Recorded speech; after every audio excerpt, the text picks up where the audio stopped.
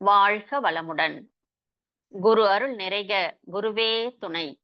இந்த அற்புதமான வாய்ப்பை எனக்களித்த இறையருளுக்கும் குருவருளுக்கும் நன்றி தெரிவித்துக் கொண்டு, ஸ்கை நார்வே இணைய வழியில் இணைந்திருக்கும் நிர்வாகிகள், பேராசிரிய பெருமக்கள், இன்று தவத்தை சிறப்பாக நடத்தி கொடுத்த ஐயா அவர்கள், இருபால் மெய்யன்பர்களையும் வாழ்த்தி வணங்கி இன்றைய சிந்தனையில் நாம் இணைவோம். இன்று நமக்கு அளிக்கப்பட்டிருக்கும் தலைப்பு வினை தூய்மை. திருக்குறள்ல 66வது அதிகாரம் நமக்கு அளிக்கப்பட்டிருக்கிறது. வினை என்றால் செயல். ஒரு செயலை செய்யும் போது அந்த செயல் யாருக்கும் துன்பம் விளைவிக்க கூடியதாக இல்லாம இருக்கணும். ஒரு செயல் அதோட நோக்கத்திலும் சரி, அந்த செயலினால் வரும் விளைவுகளாலும் சரி தூய்மையாக இருக்க வேண்டும். அதாவது நம்ம ஒரு செயல் செய்யறோம்னா அந்த செயல் நல்லதை தரக்கூடிய செயலாக இருக்க வேண்டும். அப்படி செய்யும் பொழுது அதற்கான விளைவும் நமக்கும் நன்மையை தரும், இந்த சமுதாயத்திற்கும் நன்மையை தரக்கூடிய செயலாக இருக்கும். நாம் புறத்தே செய்யக்கூடிய செயல்கள் எல்லாம் தூய்மையுளும் என்றால் நம் அகத்தே நம் மனமானது தூய்மையாக இருக்க வேண்டியது அவசியம். நாம் ஒரு விஷயத்தை செய்ய வேண்டும் என்றால் அது நமக்குள் முதல்ல என்ன வருதுன்னா எண்ணமாகத்தான் நமக்குள் உதிக்கிறது. அப்ப அந்த எண்ணம் தான் மனமாகவும் செயல்படுகிறது. அந்த எண்ணம் தான் செயலாகவும் மலர்கிறது. இதைதான் அருட்தந்தை அவர்கள் ஒரு கவியில சொல்வாங்க, எண்ணு சொல் செய் எல்லோருக்கும் நன்மை தர, எண்ணும்படி செய் செய்யும்படி எண்ணு அப்படின்னு சொல்லுவாங்க அருட்தந்தை அவர்கள். எதை நினைக்கிறையோ அதையே நீ செய்யணும். அப்படி செய்யக்கூடியதும் நீ எண்ணக்கூடியதும் உனக்கும் நன்மை தரணும், எல்லாருக்கும் நன்மை தரக்கூடியதாக இருக்கணும் அப்படின்னு இந்த கவியில குறிப்பிட்டு இருக்கிறாங்க. இதே போலதான் திருவள்ளுவ பெருந்தகை வினை தூய்மை என்ற அதிகாரத்தில ஒரு குறள், என்றும் ஒருவுதல் வேண்டும்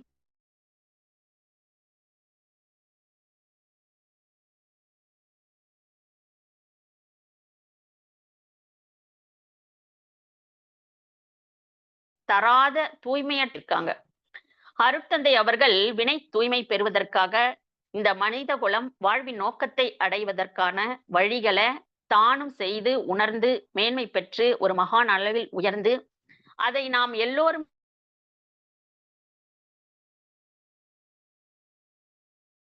எப்படி நமக்குள்ள பதிவாகுது, அப்படி பதிஞ்சுதுன்னா அதை எப்படி நம்ம நீக்குவது, அப்படி வினை உள்ளேயே போகாம தவிர்ப்பது எப்படி அப்படின்ற எல்லாம் பயிற்சிகளாக நமக்கு அளித்துள்ளார்கள். அதை பற்றி தான் நம்ம இன்றைக்கு சிந்திக்க போகிறோம். சுவாமிஜி சொல்றாங்க, இறைவன்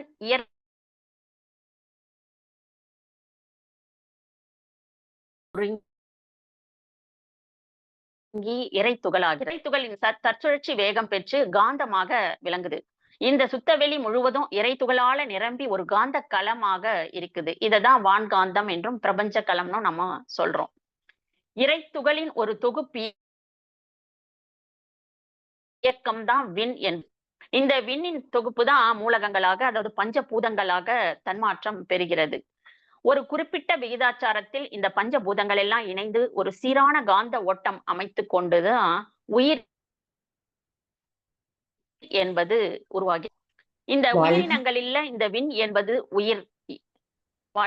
முடியம்மா இடக்கிட கட்டாகி வருதம்மா என்னோட காப்பா. ஆமா, இங்க டவர் சரியாக இருக்குமா? இங்க ஓகேம்மா, ஏனண்டா ஒரு சிறிய இதுதான் நடக்குது. ஓகே, நீங்க பேசுங்க. வாழ்க வளமுடன். ஒரு குறிப்பிட்ட விகிதாச்சாரத்தில் பஞ்சபூதங்கள் எல்லாம் இணைந்து ஒரு சீரான காந்த ஓட்டத்தை அமைத்துக் கொண்டுதான் உயிர் என்பதே தோன்றுது. உயிரினங்கள்ல இந்த விண் தான் உயிராக இருக்கிறது. இந்த உயிரினங்களில் உள்ள இந்த விண் என்ற உயிர் துகளில் இருந்து வெளிப்படும் இந்த இறை துகளை தான் காந்த அலைகள், ஜீவகாந்தம் அப்படின்னு சொல்றோம். இதே எல்லா உயிரினங்களிலும் இந்த ஓரறிவு முதல் ஈரறிவு, மூவறிவு, நான்கறிவு, 5வது அறிவாக தன்மாற்றம் பெற்று 6வது அறிவான மனிதனாக வந்துள்ளான். அந்த இறைநிலை தான் தன்மாற்றம் பெற்று வருது. அறிவு முதல் 5 அறிவு உள்ள உயிரினங்களுக்கு இல்லாத ஒரு சிறப்பு மனிதனுக்கு மட்டும்தான் இருக்கு. மனிதன் என்று சொல்லக்கூடிய இந்த படைப்பு வந்து மிக ஒரு அற்புதமான படைப்பு. இயற்கை என்ற தோட்டத்தில் இறுதியாக பூத்த மலர் மனிதன் அப்படின்னு அருட்தந்தை அவர்கள் சொல்றாங்க. மனிதனுக்கு தான் இந்த சடங்கு, சம்பிரதாயம், பண்பாடு, ஒழுக்கம் இதெல்லாம் இருக்கு. ஆனா இது அந்த 5 அறிவு ஜீவனுக்கு இதெல்லாம் கிடையாது. ஏன்னா அவனுக்கு தான் அந்த 6வது அறிவாக எது நல்லது, எது கெட்டது என்ற உணரக்கூடிய சிறப்பு மனிதனிடத்தில் இருக்குது. இத கூட ஒரு சாமிஜி ஒரு கவியில சொல்றாங்க. உலகில் வாழும் உயிரினங்கள் ஓரறிவு தொடங்கி 6 அறிவு வரையிலாம் பலவும். ஒளி, உருசி, ஓசை, நாற்றம் என்ற பஞ்ச உணர்ச்சிகளில் அடங்கினாலும் நலம், தீது, காரணங்கள் உணரும் யூக நல்லாற்றல் எனும் 6வது அறிவு மட்டும் நிலம் மீது மாந்தர்க்கு மட்டுமே. அதனால்தான் நிறை ஒழுக்கம், ஈகை, கடமை மனிதனுக்கு மட்டுமே அப்படின்னு இந்த மனிதனுடைய சிறப்பை வந்து சாமிஜி சொல்றாங்க. மனித உடலில் உள்ள இந்த உயிரின் சுழற்சியால் வெளிவரும் இந்த அலை ஜீவகாந்தம், இந்த ஜீவகாந்தம் கருமையத்தை ஆதாரமாக கொண்டு உடல் முழுவதும் சுழன்றோடி பல மடங்காக பெருகி மூளை வரை சென்று பரவுகிறது. அது மூளையில் தொடர்பு கொள்ளும் போது உணர்தல், கிரகித்தல், நினைத்தல் என்ற விளைவுகளாக மனமாக இயங்கிக் கொண்டிருக்கிறது. அப்ப உயிரின் படர்க்கை நிலையே மனம்னு சொல்றாங்க. மனித மனம் மூலம்தான், அந்த மனதின் மூலமே தான் மனிதன் உடலையும் உயிரையும் எல்லாம் வல்ல தெய்வத்தையும் உணர்ந்து கொள்ள இயலும். இந்த அறிவு தான் 6வது அறிவு. அப்போ மனித வாழ்வின் விளை நிலமே மனம்தான். இந்த மனம் என்ற ஜீவகாந்த அலை இந்த 5 புலன்களோடு, தோல், நாக்கு, மூக்கு, கண், காது இவைகளோடு இந்த புறப்பொருளோடு தொடர்பு கொள்ளும் பொழுது ஒலி, அழுத்தம், ஒளி, சுவை மனமாக மாற்றம் பெற்று வெளி சூழ்நிலைகளை எல்லாம் அப்படியே கிரகித்து சுருக்கி அந்த கரு மையத்தில் இருப்பாக வைத்துக் கொள்கிறது. அப்படியே ஸ்டோர் பண்ணிக்குது. இந்த ஜீவகாந்த மூளை வழியாக இயங்கும் போதுதான் மனமாக செயல்படுகிறது. இந்த மனதுக்கு 2 வேலை இருக்குது. ஒண்ணு சுருக்கி வைத்தல், இன்னொன்று விரித்து காட்டல் அப்படின்னு. இந்த சுருக்கி வைத்தல் 5 புலன்கள் மூலம் பெற்ற அனுபவத்தை எல்லாம் அந்த கருமையத்துல அப்படியே சுருக்கி வச்சுக்கிறது. எப்படி நம்ம மொபைல்ல இந்த சிம் கார்டுல இப்ப இந்த 1/2 மணி நேரம் ஸ்பீச், 1 மணி நேரம் ஸ்பீச், 3 மணி நேரம் ஒரு திரைப்படத்தை கூட எப்படி அப்படியே சுருக்கி ஒரு சின்ன சிம் கார்டுல சுருக்கி வச்சுக்குதோ, அது போல நம்ம நடக்கிற அத்தனை விஷயங்களும் நம்முடைய கருமையத்துல சுருக்கி அப்படியே உள்ள வச்சுக்குது.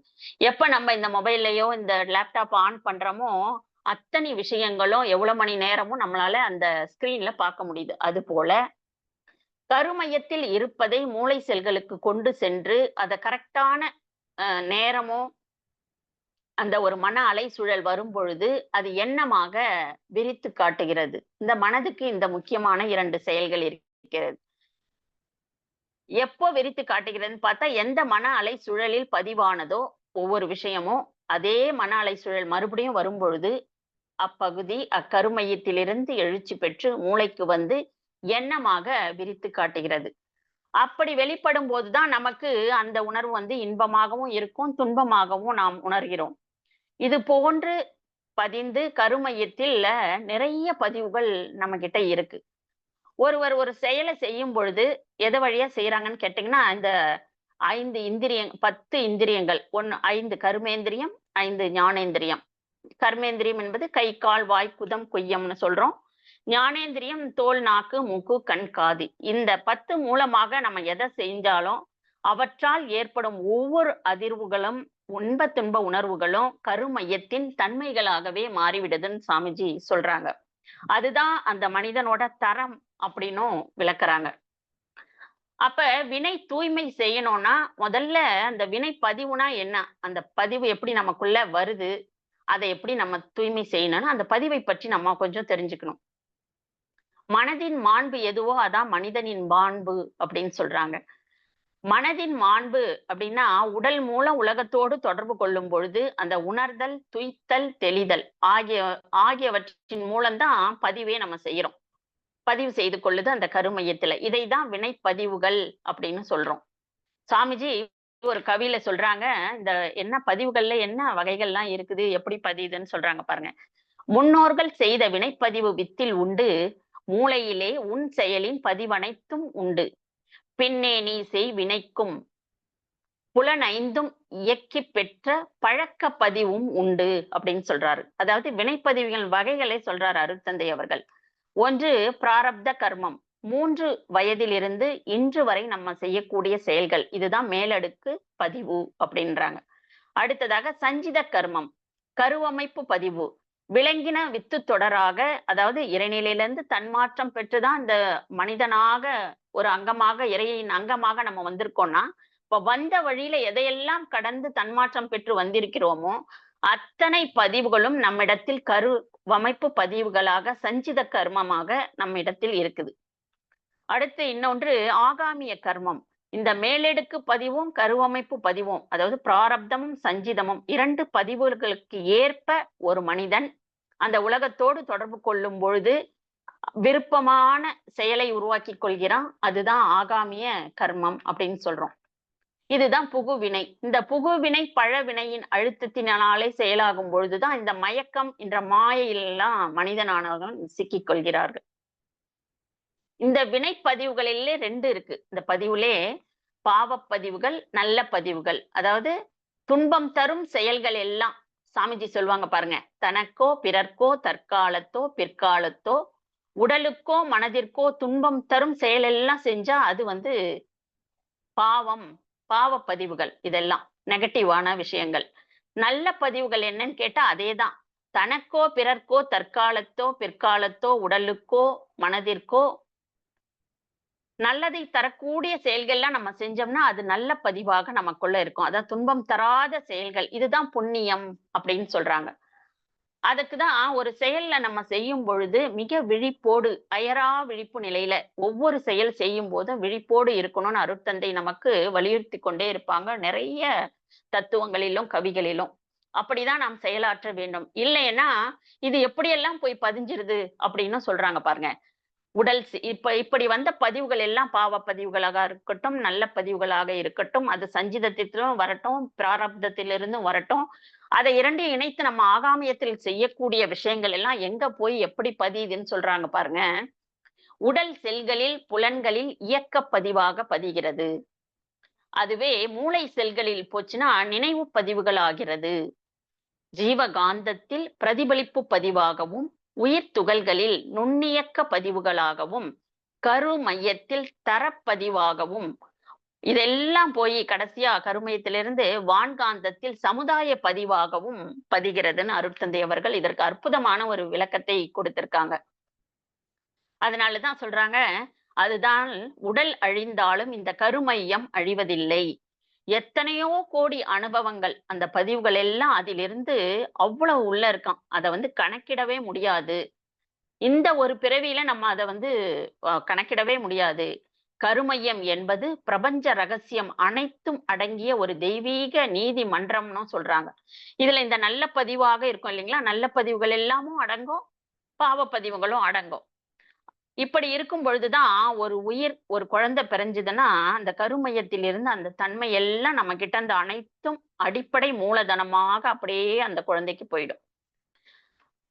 இப்ப அந்த கருமைய களங்கங்கள்னு சொல்லக்கூடியது பிறவி என்பதை இறைநிலையானது தன் ஆற்றலை அறிவை மலரச் செய்து அனுபவம் பெற வேண்டும் என்பதற்காக தான் மனித பிறவியில் புலன்கள் மூலம் ஏற்படும் இன்பங்கள் எல்லாம் மயங்கி இந்த அறிவு முறையெல்லாம் தவறி செய்யும் பொழுதுதான் பலவிதமான களங்கங்கள்லாம் ஏற்படுது. இந்த கருமையத்தை களங்கப்படுத்தும் செயல்கள் அப்படின்னு ஒரு கவியில சாமிஜி கொடுத்திருக்காங்க. எப்படி களங்கப்படுத்துது, எந்த மாதிரி செயல்கள் நம்ம செய்யும் பொழுது அந்த கருமையம் களங்கப்படுதுன்னு சொல்றாங்க பாருங்க. நிறைவு பெறாமல் இருக்கும் ஆசைகளின் கூட்டம். அதாவது ஏகப்பட்ட ஆசைகள். ஒரு ஆசை நினைப்போம், அதை நினைச்சிட்டு நம்ம விட்டுறோம்னு நினைக்கிறோம். ஆனா அது உடனே பதிஞ்சிருது. அது நிறைவு பெறாத போதே இன்னொன்னுக்கு மேல நமக்கு ஆசை வந்துருது. அப்படியே ஆசைகள் பெருகி பெருகி நிறைவு பெறாம அந்த பேராசையாக சில சமயத்துல மாறி அது ஒரு பதிவுகளாக ஆயிடுது. நெஞ்சம், மனம், பேச்சு, இடை பிணக்காகும் பொய்கள். இதுக்கு அளவே கிடையாது. நம்ம அவ்வளவு பொய்கள் எதுக்கெடுத்தாலும் இப்போ ஒரு சின்ன விஷயத்த கூட சொல்லணும்னா அதை மறைக்கணும்னா உடனே ஒரு பொய் சொல்லிடுறோம். இது ஈஸியா அடுத்த செகண்ட் நம்ம மறந்துடுறோம். ஆனா நம்ம சொல்லக்கூடிய அந்த பொய்கள் உடனே போய் கருமையத்துல பதியுதுன்னு சொல்றாரு அருட்தந்தை அவர்கள். மறைமுகமாக நேர்முகமாக பிறர் உளம் வருத்தல். நேர்ல நல்லா பேசிட்டு அப்புறம் போய் பின்னாடி அவங்கள பத்தி தவறா பேசுவது, இது போன்ற செய்கை எல்லாம் கூட நம்முடைய கரு மையத்தில் இதெல்லாம் ஒரு பாவ பதிவாக பதியுதுன்னு சொல்றாரு. மற்ற உயிர் சுதந்திரமும் வாழ்வின் வளம் பறித்தல். மற்ற உயிர் சுதந்திரமும் வாழ்வின் வளம் பறித்தல். அதாவது இது ஒரு விலங்கின பண்பு. அடுத்த உயிரோட வாழ் சுதந்திரத்தை பறிக்கிறது, அந்த உயிரை கொன்று உண்பது, இது போன்ற விஷயங்கள். நிறைவழிக்கும் பொறாமை, சினம், வஞ்சம் இவை காத்தல். அதாவது மன நிறைவை கெடுக்கக்கூடிய ஒரு பொறுக்க முடியாத தன்மை எதுன்னு கேட்டீங்கன்னா இந்த பொறாமை தான். மற்றவர்கள் மேல பொறாமைப்படுவது, அவர்களோட உயர்வு மேலையும் அவர்கள் வளர்வதன் மூலயமும் அது நம்மளாலையும் முடியும். அததான் சாமிஜி சொல்லுவாங்க, நம்மளால் முடியும், எல்லாமே ஒரே நிலையில தான் இருக்கும். நம்ம எதையெல்லாம் வளர்த்து கொள்கிறோமோ அதுல நம்ம கொஞ்சம் வளர்ந்து கொண்டே போகிறோம். அப்படி அவர்கள் வளரும் போது அவங்க எப்படி வளர்ந்தாங்க, அவங்க அதை பின்பற்றினாங்க, எந்த குருவை பின்பற்றினார்கள், எதை கொண்டு அவங்க போனாங்கன்னு அதை தெரிந்து கொண்டு நாமும் உயரலாம். ஆனால் அதை விட்டு அவங்க மேல பொறாமைப்படுவது, இந்த குணங்கள் எல்லாமும் கருமையத்தில் ஒரு பாவப்பதிவுகள் தான். அதே அதை உள்ளேயே வச்சுக்கும் போது ஒரு பகை உணர்வு, கோபம் அது இருப்பு கட்டி கொண்டு வஞ்சமாகவும் மாறிவிடும். அளவு முறை மீறும் போதும் சாமிஜி சொல்லுவாங்க பாத்தீங்களா, உணவு, உறக்கம், உழைப்பு, பாலுறவு, எண்ணம், இதுல எல்லாம் அந்த 5ல் அளவு முறை மீறும் பொழுது கூட அத அளவுக்கு மீறி செய்யும் போது அதுவே களங்கமாக மாறி அந்த எண்ணங்கள் அனைத்தும் கருமையத்தை களங்கப்படுத்தும் அப்படின்னு சொல்றாங்க. 6வது அறிவு பெற்ற மனிதர்களின் இந்த மிருக நிலையிலிருந்து வந்துள்ளதனால அந்த கருமையத்தின் கலங்கங்கள் எல்லாம் ஆஹ் செய்து அந்த இறையுணர்வை மலர்த்த அந்த தூய்மை செய்ய வேண்டும். நம்ம அந்த அந்த கருமையத்தில் அந்த கலங்கங்கள்லாம் இருக்கு, அதையெல்லாம் நம்ம நிவர்த்தி செய்து தூய்மை செய்ய வேண்டும் அப்படின்னு சொல்றாங்க. இப்ப இந்த விஷயங்கள் எல்லாம் கருமையத்தை களங்கப்படுத்தும். அப்படி களங்கப்படுத்துதா, எப்படி களங்கப்படுத்துது, அது எப்படி நமக்கு தெரியும் அப்படின்னு கேட்டா, நம்ம செய்யக்கூடிய செயல்கள் எப்படி நம்ம கிட்ட இருந்து வெளிப்படும்னு கேட்டா, அதுக்கும் அருட்தந்தை அற்புதமான விளக்கத்தை கொடுக்குறாங்க பாருங்க. களங்கங்கள் பதிவுகளின் வெளிப்பாடாக 3 வழியில் வெளிப்படும். உடலில் நோய், உள்ளத்தில் களங்கம், வாழ்வில் சிக்கல்களாக இந்த பதிவுகள் எல்லாம் நம்ம கிட்ட இருந்து வெளிப்படுமா. சுவாமிஜி சொல்றாங்க, அன்றாட வாழ்வில் நமது மனம், மொழி, செயல்களை நலம் தரும் முறையில் திட்டமிட்டவாறு செயல்படுத்தினால் பழி செயல் பதிவுகள் எல்லாம் நம்ம நீக்கிக் கொள்ளலாம் அப்படின்னு சொல்றாரு. அப்படி உடலில் நோயா வரும், உள்ளத்தில் களங்கமாக வரும், நம்ம வாழ்க்கையில நிறைய சிக்கலாக வரும் பொழுது இதை எப்படி நீக்கிக் கொள்வது, தெரியாத செஞ்சிட்டோம், நம்ம முன்னோர்கள் செஞ்சிட்டாங்க, அது நம்ம ஒரு மாயையில சிக்கிக் கொண்டோம், அறியாமையில இருந்தும் நம்ம செஞ்சிட்டா கூட அதை எப்படி நீக்கிக் கொள்வது என்று சொல்லி நம்ம ஒரு குருவை, நம்ம அருட்தந்தை அவர்களையே நம்ம அடையும் பொழுது அதற்கு வழிகளையும் சாமிஜி சொல்றாங்க பாருங்க. பிராயச்சித்தம், உணர்ந்து திருத்தி அழித்தல், பழிச்செயல், பதிவு, முறிவுன்னு ஒரு 3 முறை இருக்கு. பிராயச்சித்தம் என்பது தீமையை எல்லாம் நீக்கி நல்ல காரியங்கள்ல நம்ம ஈடுபடுறது. அதாவது ஒருத்தவங்களை தெரியாத நம்ம பேசிட்டோம்னா கூட அதுக்கப்புறம் மன்னிப்பு கேட, சாரி அப்படின்னு மன்னிப்பு கே, நான் தெரியாத சொல்லிட்டேன் அப்படின்னு சொல்லும்போது அவங்க மனசுக்கு ஒரு ஆறுதலை தரும். நம்ம மேல அவங்களுக்கு ஒரு அன்புதான் உருவாகும். இதெல்லாம் அந்த பிராயச்சித்தம் செய்து கொள்வது. உணர்ந்து திருத்தி அழித்தல் அப்படின்றது, இப்ப நம்ம உடலை நம்ம அறியாமையில அளவு முறை மீறி நம்ம உடல் உறுப்புகள் எல்லாம் கொஞ்சம் கெட்டு போன மாதிரி இருக்கு, கை கால் இதெல்லாம் கொஞ்சம் இதாகுதுன்னா அதுக்குதான் அருட்தந்தை அவர்கள் உடற்பயிற்சியை கொடுத்தாங்க. அப்படி கொடுத்த உடற்பயிற்சியை நம்ம தொடர்ந்து தினமும் செய்து கொண்டே வரும் பொழுது நம்ம கிட்ட இருக்க அந்த ஏற்கனவே சொன்னோம் இல்லைங்களா, உடற்செல்களில், புலன்களில் இயக்க பதிவாக பதியுதுன்னு, அது போன்று பதிந்த பதிவுகள் எல்லாம் நம்ம உடற்பயிற்சி செய்யும் பொழுதும், காயக்கல்ப பயிற்சிகள் செய்யும் பொழுதும், நல்ல காரியங்கள் எல்லாம் சொல்லும் போதும் செய்யும் பொழுதும் அதை நம்மை விட்டு அதை நம்ம உணர்ந்து திருத்தி அழுத்திக் கொள்கிறோம். நமக்கு தெரியுது, இதை செய்யறோம், இதை செஞ்சா அது நம்மை விட்டு நீங்கி விடுகிறதுன்னு தெரிஞ்சு செய்யக்கூடிய இது 2வது ஒரு விஷயம். 3வதாக பழிச்செயல், பதிவு, முறிவு அப்படின்னு சொல்றாங்க. அதாவது தவம் தான் இதுக்கு. இதை சமன் செய்யறது ஃபுல்லா டோட்டலா நம்ம அந்த பழி செயல்கள் எல்லாம் முறித்து கொள்வது. அதற்கு அருட்தந்தை அவர்கள் அருளிய அகத்தவ பயிற்சிகள் மட்டுமே இதற்கு துணை புரியும். மனதை உயிரில் ஒடுக்கி உயிர் நிலையை அறிந்து ஆன்ம உணர்வு பெற அறிவு அந்த இறைநிலையோடு ஒன்றி நிற்கும் பொழுது அந்த பழி செயல்களே தோன்றாது. அப்படி இருந்தாலும் அந்த பதிவுகள் அடியோடு அழிந்துவிடும் அப்படின்னு அருட்தந்தை அவர்கள் இந்த 3ஐயும் சொல்றாங்க. பிராயச்சித்தம், உணர்ந்து திருத்தி அழித்தல், பழிச்செயல், பதிவு, முறிவு என்று. இன்னும் கருமையத்தை நம்ம களங்கப்படுத்தும் இந்த செயல்களை எல்லாம் நீக்கிக் கொள்ளணும்னா, தூய்மை செய்யணும்னா என்னெல்லாம் பண்ணலாம்னு சொல்றாங்க பாருங்க. தாய், தந்தை, குரு, ஆட்சித் தலைவர், தெய்வம் இவர்களை மதித்து வாழ்தல்.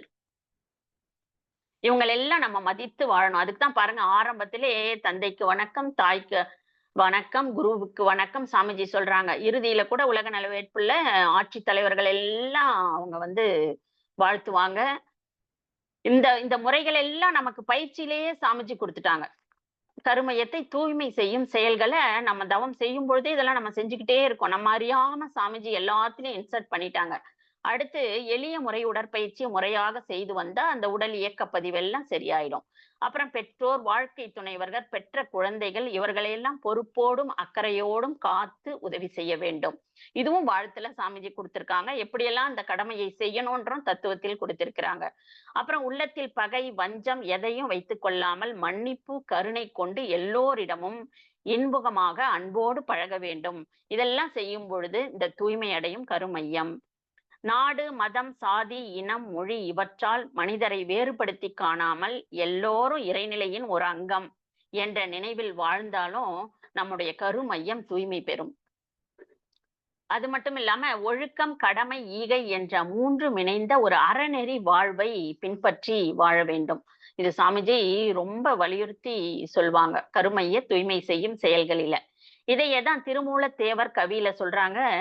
திளைக்கும் வினைக்கடல் தீர்வுறும் தோணி இளைப்பினை நீக்கும் இருவழி உண்டு கிளைக்கும் தனக்கும் அக்கேடில் புகழோன் விளைக்கும் தவம் அறம் மேற்றுணை யாமே அப்படின்னு திருமந்திர பாடல்ல. ஒவ்வொருவரும் வினைக்கடலாக தான் நம்ம இருக்கிறோம். இதுவரை நாம என்னென்னலாம் செயல் செய்தோமோ அந்த வினை, இந்த தீய வினை பதிவுகள் வாழ்வில் துன்பங்களை உண்டு பண்ணி கொண்டேதான் இருக்குது. ஆக வினையாகிய இந்த கடலை நீக்கி கொள்வதற்காக தான் வாழ்க்கை என்ற தோணி அதற்காக தான் நாம் இந்த வாழ்க்கையே படைக்கப்பட்டு இருக்கிறோம், வந்திருக்கிறோம் இந்த உலகத்துக்கு.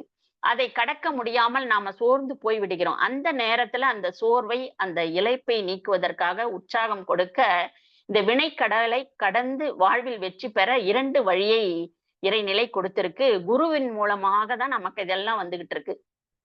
அதை நம்ம பின்பற்ற வேண்டும். அது என்னன்னு கேட்டீங்கன்னா தவம், அறம், அறநெறி வாழ்வுதான். சாமிஜி அற்புதமா அறநெறி வாழ்வுக்கு எக்ஸ்பிளனேஷன் கொடுத்திருப்பாங்க. அறநெறினா என்ன அப்படின்னா ஒழுக்கம், கடமை, ஈகை. ஒழுக்கம்னா என்ன? தனக்கோ, பிறர்க்கோ, உடலுக்கோ, மனதிற்கோ, தற்காலத்திலோ, பிற்காலத்திலோ எண்ணம், சொல், செயலால் ஆகியவற்றால் துன்பம் தராம இருங்க. அப்படின்னா இந்த வினை தூய்மையே நமக்கு தேவைப்படாது. இதை அப்படியே இந்த ஒழுக்கத்தை பின்பற்றினால். அடுத்து கடமைக்கு சொல்லியிருக்காங்க. சமுதாயத்தில் எல்லா பொருட்களையும் நம்ம அனுபவிக்கிறோம். இந்த சமுதாயத்துல சாப்பிடுறதுல இருந்து நம்ம யூஸ் பண்ற ட்ரெஸ்ல இருந்து ஒவ்வொரு விஷயமும் பார்த்தீங்கன்னா சமுதாயத்துல இருந்து தான் நமக்கு கிடைக்குது. அந்த சமுதாயத்திற்கு அப்பனா நம்ம கடன்பட்டு இருக்கிறோம். இந்த கடனை தீர சமுதாயத்திற்கு நம்மால் இயன்ற தொண்டு செய்ய வேண்டும். இப்ப நாம செய்து கொண்டிருக்கின்ற உலக சமுதாய சேவா சங்கத்தின் மூலமாக அருட்தந்தை அவர்கள் நம்மளை வழிநடத்தி கொண்டிருப்ப இந்த மன்றங்கள் மூலமாக நம்ம நிறைய தொண்டுகள் அறிவாலும் செய்யறோம், பொருளாலும் செய்யறோம், உழைப்பாலும் செய்து கொண்டே இருக்கிறோம். இது ஒரு மிகச்சிறந்த ஒரு சமுதாய தொண்டு. இததான் கடமைன்னு சாமிஜி சொல்றாங்க. ஈகை என்பது பிறர் தேவையை உணர்ந்து தன்னுடைய ஆற்றலின் ஒரு பகுதியை ஒதுக்கி அவர்களுக்கு இருக்கக்கூடிய துன்பத்தை போக்குவது ஈகை. அதாவது ஒரு பசி, அவங்க ஒரு பசியோட இருக்கிறாங்கன்னா அவங்களுக்கு உணவளிப்பது. அது எந்த ஜீவனா இருந்தாலும் சரி, எந்த ரோட்ல இருக்கிற இந்த நாயா இருக்கட்டும், காகமா இருக்கட்டும், குருவியா இருக்கட்டும், எதுக்குமே அது எப்பயுமே பசியாக தான் இருக்கும். அது இன்னும் தனிப்பட்ட முறையில எதுவும் அது தன்னால் செய்து கொள்ள முடியாது. அப்பெல்லாம் நம்ம இத மாதிரி எல்லாம் செய்யும் பொழுது நம்முடைய வினைகள் தூய்மை பெறும். அடுத்து இது அறநெறி வாழ்வுக்கு ஒழுக்கம், கடமை, ஈகை இதெல்லாம் சாமிஜி சொல்றாங்க. அடுத்து தவம். அருட்தந்தை அவர்கள் தவம் என்பது இறைநிலையை உணர்வதற்காக செய்யக்கூடிய அகத்தவ பயிற்சி. இது ஒரு உளப்பயிற்சி சொல்றாங்க. தவம் செய்ய செய்ய முதல்ல என்ன நடக்குதுன்னா நம்முடைய மனம் தூய்மை பெறுது. மனம் தூய்மை பெறதான் வினை தூய்மை பெறும். மனம் தூய்மையா இருந்ததானே நம்ம செய்யக்கூடிய செயல் எல்லாம் நன்மை தர செயல்களாக இருக்கும் இந்த உலகத்துக்கு. அப்போ இததான் கூட நம்ம சொன்னோம் ஏற்கனவே சாமிஜி, பழிச்செயல் பதிவு முறிவுன்னு ஒரு இடத்துல சொல்லியிருக்கோம். இதையே வள்ளுவ பெருந்தகை தவம் என்ற அதிகாரத்துல பாத்தீங்கன்னா தவம் செய்வார் தம் கருமம் செய்வார் மற்றரெல்லாம் அவம் செய்வார் ஆசைக்குட்பட்டு அப்படின்னு சொல்லியிருப்பாங்க. இந்த மெய்ப்பொருளை அறிந்த தவ யோகிகள், மகான்கள், ஞானிகள் எல்லாம் பாத்தீங்கன்னா தன் வினையாக கருமத்தினை உணர்ந்து தவத்தினை செய்து அந்த கரும பயனாலதான் தவத்தின் செயலாலதான் தூய அறிவுடன் மின்னுகிறார்கள் குருமார்கள் எல்லாமே. இங்கு தம் கருமம் என்பது தவம் செய்வதையே குறிப்பிடுகிறார் வள்ளுவ பெருந்தகை. அப்படி செய்யாதவங்க எல்லாம், அந்த மனிதர்கள் எல்லாம் தன்னையும் அறியாம ஆசை மாயையில சிக்கிக்கொண்டு தமக்கு தாமே கேடு செய்து கொள்கிறார்கள் அப்படின்ட்டு இந்த கவி மூலமா, இந்த திருக்குறள் மூலமா சொல்லியிருக்காங்க. சாமிஜி பாத்தீங்கன்னா நாம் தவம் செய்ய வேண்டும், அதுக்கான விளக்கத்தை நமக்கு பல கவிகள்ல பல முறைகள்ல சொல்லியிருக்காங்க. அந்த தவம் செஞ்சீங்கன்னா எப்படி ஒரு தாய் குழந்தைக்கு சாப்பிடலைன்னா சாப்பாடு ஊட்டும்போது என்னென்ன சொல்லி ஊட்டுவோம், சொல்லி இது இப்படி இருந்தா இது உனக்கு நல்லது, இது சாப்பிட்டீங்கன்னா இப்ப ரொம்ப அதிகமாவே சொல்றோம். சயின்டிபிக்கா பாத்தீங்கன்னா புரோட்டீன், ஃபேட் என்னென்ன அதுல இருக்குன்னு சொல்லி கூட சயின்டிபிக்கா சொல்லி சொல்லி ஊட்டுறாங்க மதர்ஸ் எல்லாம். அது போலதான் சாமிஜி நமக்கு தவம் நீங்க செஞ்சீங்கன்னா என்னென்ன பலன், என்னென்னலாம் தூய்மை அடையும் அப்படின்னு தான் பெற்றது அனைத்துமே நமக்கு கவிகள் மூலம் சாமிஜி குறிப்பிட்டு நம்மளை செய்ய ஊக்கப்படுத்துகிறார்கள். ஏன்னா நம்ம துன்பம் நீங்கணும், இன்பமாக வாழணும், நம்முடைய வினை தூய்மை பெறணும், இறை உணர்வு பெற்று அந்த வாழ்வின் நோக்கத்தை நாம் அடைய வேண்டும் என்ற ஒரு இதுக்காக நமக்கு சாமிஜி சொல்றாங்க. அது ஒரு கவியில மன ஓர்மைக்கும் அறிவு விளக்கத்துக்கும் ஏற்ற அகத்தவ பயிற்சியினை முறையாக செய்து வர வேண்டும்னு சாமிஜி வலியுறுத்துறாங்க. ஒரு கவியில பாத்தீங்கன்னா ஒன்றி ஒன்றி நின்று அறிவை பழக்க உறுதி, நுட்பம், சக்தி இவை அதிகமாகும். அன்று அன்று அடையும் அனுபவங்கள் எல்லாம் அறிவினிலே நிலைத்து விடும். ஆழ்ந்து ஆய்ந்து நன்று என்று கண்டபடி செயல்களாற்றும் நற்பண்புகள் எல்லாம் உங்க புலன்களுக்கு அமைந்து போகும். என்றென்றும் கருவிடத்தே அறிவை ஒன்றும் இயற்கை முறை சிறப்படைத்து இதே தவமாம். அப்படின்னா என்ன சொல்றாங்க, இதெல்லாம் நல்லா ஒன்றி ஒன்றி நம்ம இன்னைக்கு செஞ்சோம் பாத்தீங்களா, இது போல நம்ம தினமும் செய்யக்கூடிய தவம் என்னெல்லாம் நன்மையை தரும். அப்படி பண்ணுச்சுன்னா என்ன நடக்கும்னு கேட்டா வினை தூய்மை அடையும். தெளிவு வந்தா நம்ம எங்கன்னா தவறு செய்வோமா? முதல்ல தவறே செய்ய மாட்டோம். தெளிவா இருக்கும் பொழுது தவறு செய்ய மாட்டோம். தவறு செய்தாதானே களங்கங்களா பாவ பதிவுகளா பதிய போகுது. அப்ப நம்ம தொடர்ந்து தவத்தினை நாம் செய்ய வேண்டும். இன்னொரு கவியில பாத்தீங்கன்னா அறிவதனை கருவினிலே இணைத்து தவம் ஆற்ற 5 புலன்களும் அமைதி பெறும். அருகுணமும் சீராம் பழிச்செயல்கள் புரிய மாட்டோம் அப்படின்னு ஒரு கவியில சொல்றாங்க. இது என்னன்னு கேட்டீங்கன்னா, நான் நிறைய மன்றங்கள்ல நான் நிறைய தவம் பண்றேமா, ஆனா எனக்கு கஷ்டம் வந்துகிட்டே இருக்கு, அது வந்துகிட்டே தான் இருக்கு அப்படின்லாம் சில பேர்லாம் சொல்லுவாங்க. அப்ப முதல்ல நல்லா செய்யுங்க, ஒன்றி ஒன்றின்னு சொல்றாரு அருட்தந்தை. அடுத்து இப்படி சொல்றவங்களுக்காக நீங்க இன்னும் செஞ்சீங்கன்னா உங்க 5 புலன்கள் மூலம் தானே நம்ம எல்லாமே தவறுகளுமே செய்யறோம். 5 புலன்கள் மேலமும் கர்மேந்திரியம், ஞானேந்திரியம் மூலம் தானே செய்யறோம். அப்ப அந்த 5 புலன்களையும் நீங்க அமைதி பெற வச்சுட்டீங்கன்னா நீங்க உங்களுக்கு அது போல கஷ்டங்களே வராதுன்னு தான் அந்த பஞ்சேந்திரிய தவத்தை எல்லாம் கொடுத்தார். அதற்கு ஒரு பாடல் சொல்லி அதற்கான விளக்கத்தையும் கொடுக்கிறாரு. இன்னொரு கவி எனக்கு ரொம்ப பிடிச்ச கவி, இது பாரதியார் சொல்வது போல இருக்கும். கல்லும் மரமும் மௌன நிலையில் நின்று கடமை தவறாது பயனாகும் போது சொல்லும் கருத்தும் உள்ள மனிதன் ஏனோ சுகம் கெட்டு சமூகத்தை மறக்க வேண்டும். அல்லும் பகலும் ஆசையை ஒழிக்கவென்றே ஆசைதனை பேராக்கிக் கொண்டு தொல்லைப்படும் அன்பர்களே சுருங்கச் சொல்வேன் சுயநிலையை அறிய கருத்தவமே போதும் அப்படின்னு சொல்லுவாரு. கல்லும் மரமும் அது நிக்கிற இடத்துல நின்னு அது வேலைய நிழல் கொடுக்குது, அது மழை வர காரணமாக அமையுது.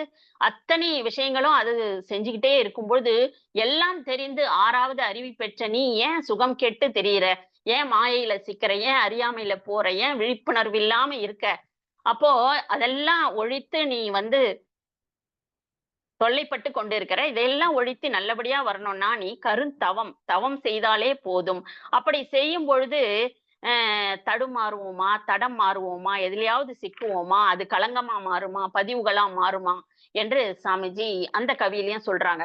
இறுதியா நீ நீ என்ன செய்யறியோ அதற்கான விளைவு வந்து கொண்டே இருக்கும். நம்ம இதை கும்பிட்டாலும், ஒரு கடவுளை கும்பிட்டாலும் சரி, பூ போட்டாலும் சரி, தேங்காய் போட்டா உடைச்சாலும் சரி, தோஷ நிவர்த்தி பண்ணாலும் சரி, அது எது செய்யுமோ எல்லாரும் இறைவனுக்கு ஒன்றுதான். அந்த இறைவனுக்கு இறைநிலைக்கு ஒன்றுதான். நம்ம என்ன செய்யறோமோ அதற்கான விளைவை அந்த இறைநிலை கொடுத்து கொண்டே இருக்கும். அதுதான் அதோட கடமையாக இறைநிலை செய்து கொண்டே இருக்கிறது. அப்ப சாமிஜி இறுதியாக இந்த ஒரு கவியோட நம்ம முடிச்சுக்கலாம். இறைநிலையோடு எண்ணத்தை கலக்க விட்டு ஏற்படும் அமைதியிலே விழிப்பாய் நிற்க நிறைநிலையே தானாக உணர்வதாகும். நித்தம் நித்தம் உயிர் உடலில் இயங்கு மட்டும் உறைந்து உறைந்து இந்நிலையில் பழகிக்கொள்ள உலக இன்பங்களிலெல்லாம் அளவு கிட்டும். கரை நீங்கி அறிவு மெய்ப்பொருளாய் நிற்கும். கரைந்து போம் தன்முனைப்பு காணும் தெய்வம். எங்கிருந்து வந்தியோ அந்த இடத்துக்கு மீண்டுமே நம்ம சென்று அந்த உணர்வை பெற்று விடுவோம். எப்படின்னா நித்தம் நித்தம் உடலில் உயிர் இயங்கும் மட்டும், இந்த உயிர் உள்ளவரை உறைந்து உறைந்து இந்நிலையில் நம்ம பழகி கொண்டோம் என்றால் அந்த இறையோடு நாம் ஒன்றி கலக்கும் பொழுது நாம் வினை தூய்மை பெறுவோம் என்று கூறி இந்த அற்புதமான வாய்ப்பை அளித்த அனைவருக்கும் நன்றிகள் சொல்லி நேரம் கருதி நிறைவு செய்து கொள்கிறேன். வாழ்க வளமுடன். வாழ்க வளமுடன்.